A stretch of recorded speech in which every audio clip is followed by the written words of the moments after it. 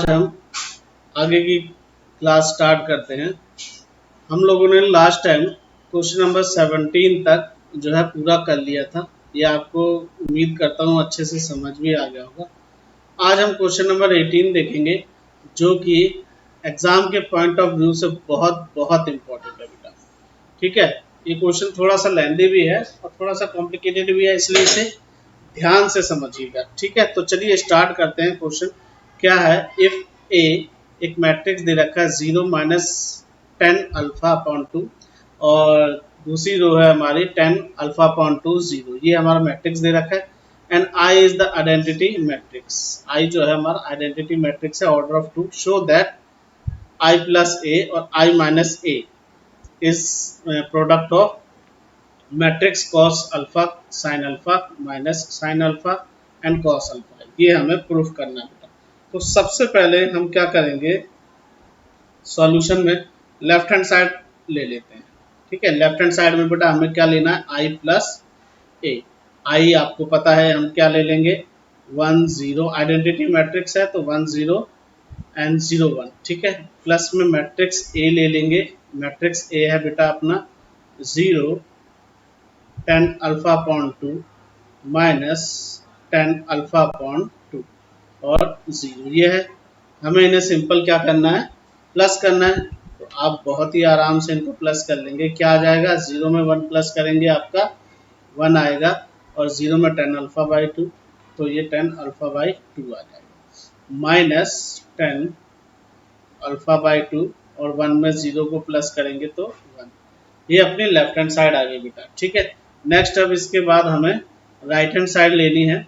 पर right hand side में हमारी दो चीज़ें, तो मैं एक काम करता हूँ। सबसे पहले आई माइनस ए को हम निकाल लेते हैं। तो आई तो आपको मालूम है क्या? 1 0 0 1 and minus A. A matrix भी हमें यहाँ दिख ही रहा है 0 10 alpha upon 2 minus 10 alpha upon 2 0।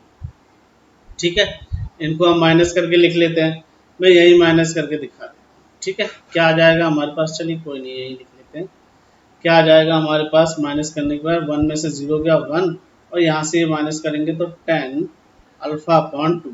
0 में से बेटा माइनस 10 अल्फा बाई 2 जाएगा तो माइनस माइनस प्लस हो जाएगा, जिस वजह से 10 अल्फा बाई 2 आ गया और यहाँ पर 1। ये अपना एक चीज़ आ गई।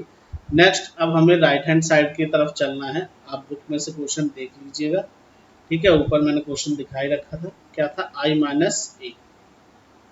ठीक है, मैट्रिक्स है cos alpha and sin alpha and minus sin alpha upon में cos अल्फा। ठीक है, यही है। ठीक है, चलिए आगे देखते हैं। आगे क्या है? अब इनको i की जगह i माइनस ए हम बेटा ये निकाल ही चुके हैं, ये रहा। और इसको हम लिख लेते हैं। क्या है हमारा? 1 minus 10 alpha by 2 and 10 alpha by 2 upon में 1। ये आ गया हमारे पास। ठीक है, चलिए अब इसको ऊपर स्क्रॉल कर लेते हैं और बाकी हमारे पास दूसरी वाली चीज़ें ये दे ही रखी, cos alpha and sin alpha. Next minus sin alpha और cos अल्फा। ठीक है, आपस में इनको क्या कर लें? प्रोडक्ट कर लें। ठीक है, तो क्या आ जाएगा बेटा इसका? इसका आएगा 1 को cos से करने पर cos alpha and 10 alpha by 2 को इससे मल्टीप्लाई करने पर यह आ जाएगा अपना 10 alpha by 2 into sine alpha. ठीक है, यहाँ पर क्या आ जाएगा? माइनस कॉस अल्फा और इंटू 10 अल्फा बाई 2 और प्लस साइन अल्फा। इस साइड दूसरा कॉलम क्या आएगा? Minus sine alpha. ठीक है ना, हम इसे 1 से करेंगे तो यही आएगा sign alpha and plus cos alpha into 10 alpha by 2। ठीक है, यहाँ पर आ जाएगा ये माइनस और माइनस क्या हो जाएगा? Plus sine alpha into 10 alpha by 2 plus cos alpha by 2। Sorry, cos alpha by 2 कह दिया, cos अल्फा है बेटा। ठीक है, इतनी बात समझ में आ रही होगी। ठीक है, एक काम करते हैं हम, लेट ओहो, ये क्या हो रहा है, कोई बात नहीं। लेट 10 अल्फा बाई 2 को हमने टी लेट कर लिया, तो जहाँ जहाँ 10 अल्फा बाई 2 है, या सॉरी 10 हाँ अल्फा बाई 2 है, इसको हम टी लिख लेंगे। ठीक है, तो चलिए देखते हैं क्या क्या आ रहा है हमारे पास। यहाँ देखें तो ये मेरे पास आ जाएगा, आप देख रहे हैं कि कॉस अल्फा प्लस टी, है ना, ये है ना 10 अल्फा बाई 2 की जगह मैंने टी लिख लिया, एंड साइन अल्फा। ठीक है, यही कहानी आएगी।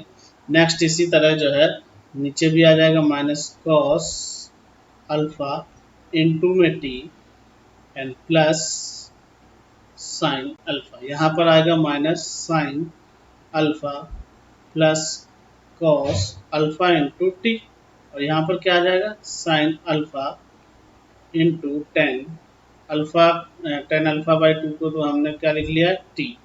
ठीक है, और प्लस कॉस अल्फा। इतना समझ में आ गया बेटा। अगर ज़्यादा फास्ट चल रहा हूँ तो थोड़ा सा स्पीड कम कर कर देख लीजिएगा। ठीक है, चलिए एक चीज़ और यहाँ पर देखें कि आपको 11th का याद होगा बेटा कि कॉस 2 अल्फा या 2 थीटा इसका तो क्या होता है, 1 माइनस 10 स्क्वायर थीटा अपॉन में 1 प्लस 10 स्क्वायर थीटा। यहाँ तो 2 अल्फा नहीं है मेरे पास, 2, ठीक है ना, सिर्फ अल्फा है, तो मैं क्या ले लूँगा, कॉस थीटा इजकल टू मैं क्या लिख सकता हूँ, 1 माइनस 10 स्क्वायर, यहाँ पे अल्फा बाई 2 आ जाएगा। ठीक है, और सॉरी थीटा बाई 2, तो माइनस और ये प्लस, और 10 स्क्वायर थीटा बाई 2 ये आ जाएगा। इसी तरह साइन 2 थीटा का भी फॉर्मूला, या 2 अल्फा का फॉर्मूला 2 थीटा ले लेते हैं सब। फार्मूले के लिए थीटा बहुत वो रहता है, तो 10 थीटा सभी को समझ में आता है, 1 प्लस 10 स्क्वायर थीटा। ठीक है, अब यहाँ पर ये क्या आ जाएगा, 10 थीटा की वैल्यू क्या आ जाएगी बेटा, 2 10 थीटा अपॉन में 2। ठीक है, स्क्वायर तो नहीं आएगा यहाँ पर, है ना, और यहाँ पर आ जाएगा 1 प्लस 10 स्क्वायर थीटा बाई। ठीक है, तो बेटा ये अपन को अच्छे से याद है कि 10 अल्फा बाई 2 को तो हम क्या ले चुके थे, टी। ऐसे ही है ना, ये चीज अगर हम नीचे लें तो अल्फा बाई 2 इजकल टू हम टी ले लें तो कोई दिक्कत नहीं है। अब यहाँ पर हम वैल्यू पुट करने जा रहे हैं, तो कॉस थीटा की वैल्यू के जगह हम कॉस अल्फा को एज्यूम कर लेते हैं। थीटा तो अल्फा भी हो सकता है और थीटा भी हो सकता है। ठीक है, तो मैं यहाँ पर वैल्यू पुट करने जा रहा हूँ, तो देखिए क्या आएगा। ठीक है, कॉस अल्फा है, ठीक है, तो कॉस अल्फा है तो यहाँ पे क्या आ जाएगा, 1 माइनस टी की स्क्वायर। भाई 10 को, इसको तो हमने क्या लिख लिया है, इसको तो मैंने क्या लिख लिया, टी। ठीक है, और यहाँ पे 1 प्लस टी की स्क्वायर। ठीक है, यही आ जाएगा, प्लस टी का तो टी आ जाएगा, एंड यहाँ पर आ जाएगा 2 टी साइन की जगह। ठीक है, ये बेटा ये साइन की जगह। ठीक है, साइन की जगह 2 टी अपॉन में 1 प्लस टी की स्क्वायर। थोड़ा सा ऊपर करते हैं हल्का सा, थोड़ा स्पेस मिल जाएगा। चलिए अब यहाँ पर नीचे भी कॉस अल्फा के लिए भी लिख लेते हैं। यहाँ पर आ जाएगा माइनस का है ना, तो बेटा ब्रैकेट के बाहर ले लेते हैं, 1 माइनस टी की स्क्वायर अपॉन में 1 प्लस टी की स्क्वायर ब्रैकेट क्लोज और टी। ठीक है, प्लस 2 टी अपॉन में 1 प्लस टी की स्क्वायर। ठीक है, ये मैट्रिक्स की फर्स्ट कॉलम हमने लिख ली। दूसरी साइड देखें वो माइनस है, तो माइनस 2 टी अपॉन में 1 प्लस टी की स्क्वायर। ठीक है, और अगला देखें यहाँ पर क्या आ जाएगा, प्लस का कॉस अल्फा टी है, तो अल्फा की जगह तो 1 माइनस टी की स्क्वायर, और यहाँ पे 1 प्लस टी की स्क्वायर। ठीक है, और इनटू में टी आ गया अपने पास, और कॉस साइन अल्फा की जगह आप क्या लिखोगे, 2 टी अपन में 1 प्लस टी की स्क्वायर इनटू में टी है, एंड प्लस कॉस अल्फा की जगह क्या लिख देंगे बेटा, 1 माइनस टी की स्क्वायर अपॉन 1 प्लस टी की स्क्वायर। ठीक है, इतना समझ में आ रहा है। चलिए थोड़ा स्क्रॉल करके स्पेस को रेस करते हैं, ये देखिए। ठीक है, अब इनको आपस में इंटू कर लेते हैं, जो भी जहाँ भी जितनी ज़रूरत है, 1 माइनस टी की स्क्वायर और 1 प्लस टी की स्क्वायर, यहाँ पर आएगा 2t की स्क्वायर अपॉन में 1 प्लस टी स्क्वायर। यहाँ आ जाएगा आपके पास t को ना मैं ब्रैकेट के अंदर इंटू कर लिया, तो ये आ जाएगा माइनस बाहर ही रहने दो, 1 की जगह t हो जाएगा, t की स्क्वायर की जगह क्यूब आ जाएगा, नीचे 1 प्लस टी की स्क्वायर एज इट इज ही रह जाएगा, और साथ में यहाँ पर 2t अपॉन में 1 प्लस टी की स्क्वायर भी है। ठीक, इस साइड देख लेते हैं, यहाँ भी हम ऐसे ही कर लेते हैं इसको, तो माइनस 2t अपॉन में 1 प्लस टी की स्क्वायर, और यहाँ भी t के इंटू कर लिया तो t माइनस टी की स्क्वायर अपॉन में 1 प्लस टी की स्क्वायर, ये भी स्क्वायर है बेटा, गलती से स्क्वायर छूट गई है। यहाँ पर आ जाएगा 2t की स्क्वायर अपॉन में 1 प्लस टी की square and plus 1 minus T की स्क्वायर अपॉन में 1 प्लस टी की स्क्वायर, ये आ गया। अब आपको दिख रहा होगा कि सारी जगह ही बेस कैसा है, सेम, बेस सेम है, तो हम क्या कर लेते हैं, एलसीएम ले लेते हैं भाई। एलसीएम अगर ले लेंगे तो मैं डायरेक्ट एलसीएम लेता हूँ, 1 प्लस टी की स्क्वायर, और देखिए क्या बचेगा, यहाँ पे बचेगा 1 माइनस टी की स्क्वायर प्लस टी 2t की स्क्वायर। इस साइड भी ऐसा ही होने वाला है, क्या आने वाला है, यहाँ पर आएगा 1 प्लस टी की स्क्वायर, ठीक है, और माइनस टी की क्यूब और प्लस 2t, ठीक है। इस साइड 1 प्लस टी की स्क्वायर, ठीक है, और यहाँ पर 2t plus T minus T की स्क्वायर, ठीक है। अब ये इसको करेंगे, यहाँ पे हमारा ऑलरेडी क्या था, यहाँ पे कुछ गड़बड़ सा लग रहा है क्या, एक सेकंड चेक करें, यहाँ पे टी की स्क्वायर, हाँ यहाँ थोड़ा दिक्कत होगी। देखिए टी को हम अगर यहाँ इस टी को इससे इंटू करेंगे तो क्या आ जाएगी, टी की स्क्वायर आनी चाहिए, यहाँ पर टी की स्क्वायर नहीं, टी की क्यूब आनी चाहिए, ठीक है। चलिए यहाँ तो स्क्वायर ही रहेगा, ठीक है, ओके। चलिए अब इसको स्क्वायर करके ऊपर कर लिया और इसको सॉल्व करते हैं, ठीक है। तो यहाँ पर अपने पास क्या बचेगा, स्क्वायर नहीं, यहाँ पर क्यूब आ जाएगी। ऐसे यहाँ भी देख लेते हैं क्या आएगा, 1 प्लस टी की स्क्वायर, और यहाँ पे 2 टी की स्क्वायर प्लस 1 माइनस टी की स्क्वायर, सॉल्व कर लें, जो प्लस हो रहा है वो प्लस कर लें, और जो माइनस हो रहा है उसको क्या कर लें, उसको माइनस कर लेते हैं बेटा।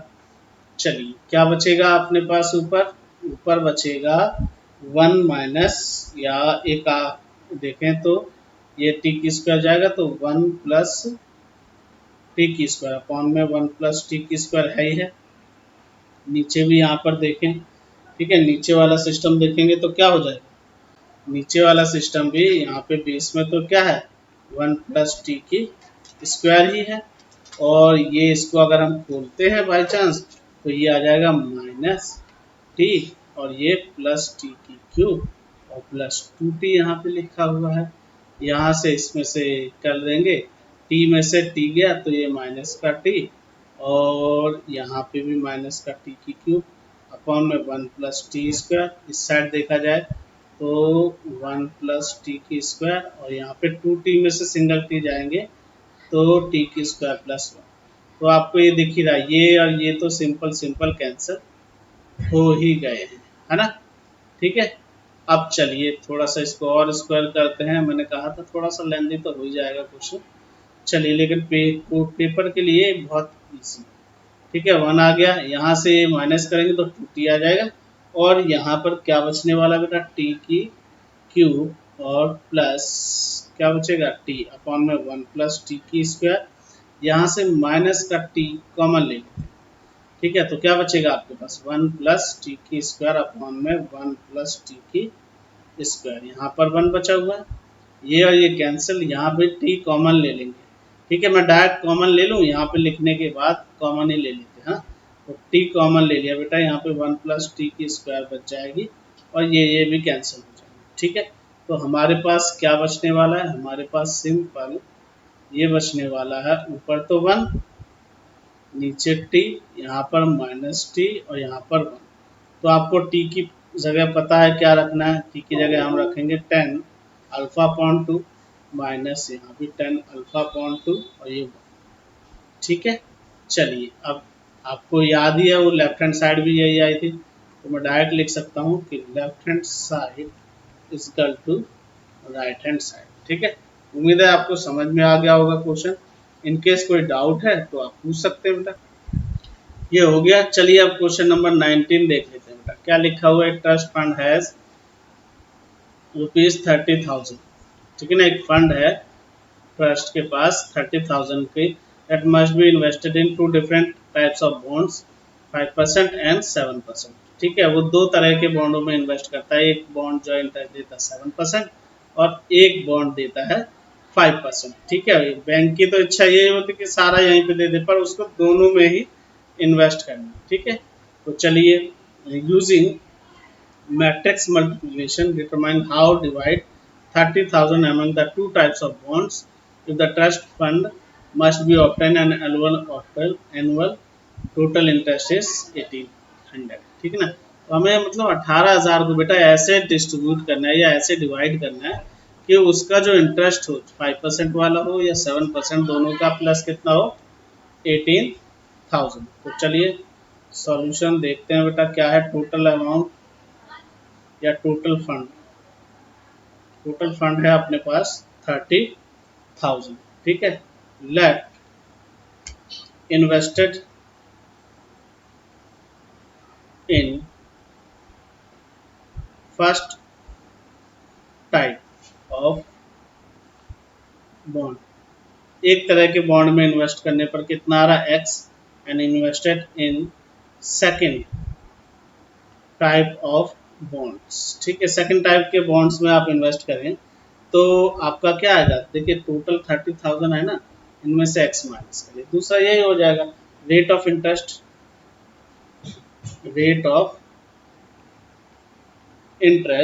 In first investment. पहले इन्वेस्टमेंट में कितना परसेंट है? 5%। अब 5% को 0.05% लिख सकते हैं। इसी तरह rate of interest in second investment, second वाले इन्वेस्टमेंट में है रेट बेटा 7%, जिसको आप क्या लिख सकते हैं 0.07%। ये हो गया। ठीक है, अब क्वेश्चन ना दो तरीके से पूछ रहा है, ए टाइप है लिखा हुआ और फिर बी टाइप में लिखा हुआ। तो देखें इसमें हमें करना क्या है बेटा। यहाँ पर ये कहता है कि आपको इस तरह से करना है कि जो भी अमाउंट है और उसका इंटरेस्ट जो प्रोडक्ट आना चाहिए बेटा वो आना चाहिए 800। यानी कि यहाँ पे जो अमाउंट है, हमने अमाउंट तो देख लिया, क्या आएगा अमाउंट? या तो x होगा या फिर 30,000 माइनस एक्स, यही होगा ना। ठीक है, ये हो जाएगा, इसी को हम क्या कहेंगे अमाउंट। और दूसरा रेट ऑफ इंटरेस्ट, वो हमारी रेट ऑफ इंटरेस्ट कॉलम के बेस पे ही होती है। तो 0.05 और 0.07 ये हमारी क्या हो जाएगी रेट। तो चलो अकॉर्डिंग टू क्वेश्चंस हम चल लेते हैं कि क्वेश्चन क्या चाह रहा है। क्वेश्चन चाह रहा था 1800, है ना। तो अकॉर्डिंग टू क्वेश्चन के अकॉर्डिंग चलें तो amount interest is equal to 1800। ठीक है, ये इंटरेस्ट है यानी कि अमाउंट है आपका x और x माइनस 30,000 माइनस एक्स। ठीक है, और रेट ऑफ इंटरेस्ट आपका क्या है बेटा 0.05 0.07 इजकल टू ये आपका 1800 आना चाहिए। मल्टीप्लाई करके देख लेते हैं बाबू, तो 0.05 x आ जाएगा। ठीक है, प्लस 30,000 को इससे मल्टीप्लाई करा तो आपका आना चाहिए 2100, एंड इसको इससे करेंगे तो माइनस 0.07 x इजकल टू 1800। आप इसमें से इसको माइनस करेंगे, 7 में से 5 गया, minus 0.02 x equal to 1800 minus 2100। ठीक है, और स्क्रॉल करते हैं स्पेस के लिए, और यहाँ पर जो है क्या आ जाएगा 0.02 x इजकल टू 300, वो भी माइनस का, माइनस से माइनस कैंसिल कर लिए बेटा, 300 डिवाइडेड बाई 2 आपका क्या आएगा। ठीक है, डिवाइडेड बाई 2 का मतलब ये है 0.02, है ना, तो ऊपर 2 0 भी आ जाएंगे। ठीक है, ये हटाने के लिए चलिए कर देते हैं, कहीं बच्चे कुछ कंफ्यूज ना हो जाए। चलिए मैं बता देता हूँ, x equal to 300 divided by 0.02, x is equal to 300 और 2 0 और आ जाएंगे, 2 से काटा, x इज इक्वल टू 15। ठीक है, फर्स्ट टाइप। ठीक है ना, invest in first types of bond. भाई पहले तरह के जो बॉन्ड में इन्वेस्ट करेंगे उसमें कितना आ जाएगा, उसमें आ जाएगा 15,000। ठीक है, फिर invest in second type of bond, ये आ जाएगा आपका 30,000 माइनस 15,000 इक्वल टू 15,000। ठीक, समझ में आ रही है बात? ठीक है, इसी तरह बेटा इसको नोट कर लो पहले, और इसी तरह आप ये वाला क्वेश्चन जो इसका सेकंड पार्ट है ना, बी पार्ट, ये वाला, ये भी आप ऐसे ही करेंगे। जो ये वाला है amount into interest equal to कितना है 1800, आपको सिंपल वही लेना है। क्या लेना है? Amount into interest equal to ये जो 18,000 है ना, ये जो 18,000 यहाँ पे आप क्या लिख दोगे 2000, सॉरी 1800 है, उसकी जगह आप 2000 लिख दोगे।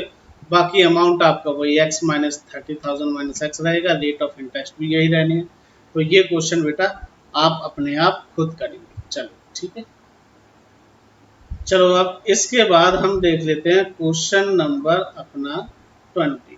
ठीक है, 20 भी आप देखें ना तो सेम ऐसा ही है क्वेश्चन कि बुक शॉप है जिसमें कुछ बुक्स हैं, कितनी बुक्स, 10 दर्जन बुक्स जो हैं वो केमिस्ट्री की हैं, 8 डजन जो बुक्स हैं वो फिजिक्स की बुक्स हैं, 10 डजन जो बुक्स हैं वो इकोनॉमिक्स की हैं। तो नंबर ऑफ बुक्स जो हैं वो हमारी दे रखी हैं 10 दर्जन, एक डजन में आपको मालूम है कितने होते हैं 12। ठीक है, तो यहाँ पे हम लिखेंगे 10 डजन केमिस्ट्री,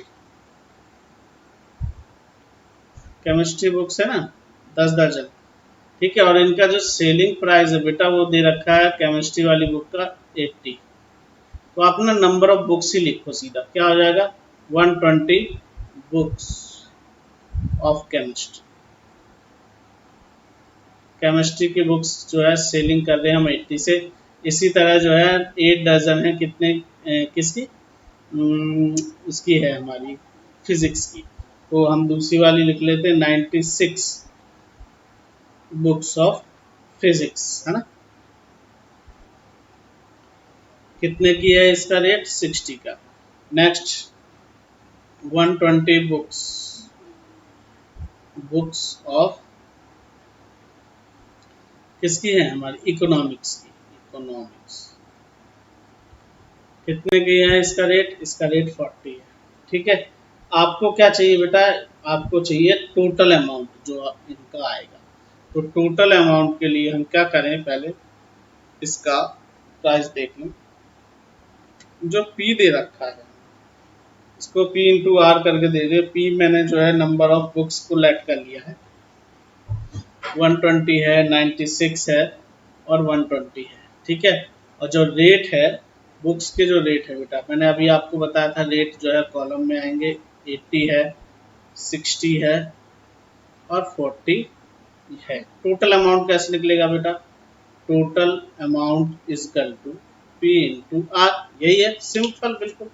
ठीक है, हमें क्या कर देना, बस इनको आपस में मल्टीप्लाई कर देना। तो देखो P जो था अपना वो क्या था, P ये दे रखा है हमें 120, 96 और 120।